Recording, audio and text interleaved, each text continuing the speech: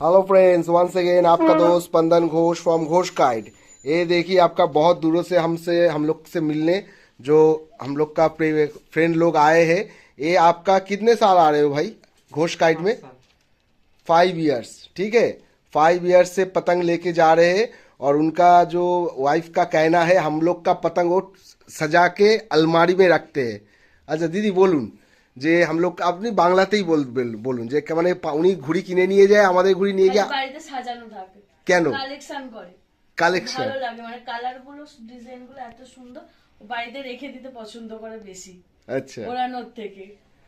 Thank you. আপনিও ওনার সাথে আসছেন 5 বছর ধরে, এখন ওনাদের বিয়েও হয়ে গেছে। हाँ तो घोष काइट गैलरी से आप लोग सब जुड़े रहिए। और मंजा भी वहाँ पर भी जो जहाँ से आ रहे हैं हावड़ा बाउड़िया से ना, বাউড়িয়া থেকে আসছো তো ওখানে চাইনিজ সুতো ওড়ে। হ্যাঁ তো উনি কিন্তু আমার থেকে 5 বছর ধরে কটন মাঞ্জা সুতো নিয়ে যাচ্ছে। সেই মাঞ্জা সুতোতে তুমি কেমন রেজাল্ট পাচ্ছ? খুব ভালো।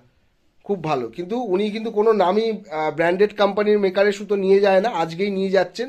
বাকি আমরা যে সুতো দিতাম ওনাকে সেই সুতোই উনি নিয়ে যান, ঠিক আছে। কিন্তু আজকেও একদম ব্র্যান্ডেড কোম্পানি নিয়ে যাচ্ছে, যে সুতোগুলো আমরা দিতাম সেইগুলো থেকেই উনি ভালো রেজাল্ট পেয়েছেন।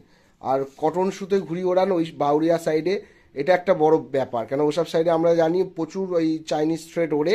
তো সেইখানে 5 বছর ধরে ঘোষ কাইটের সাথে যুক্ত হয়ে আছে, আমাদের ঘুড়ি উনি নিয়ে যায় এবং সুতো নিয়ে যান, কোয়ালিটি ভালো পায় বলে।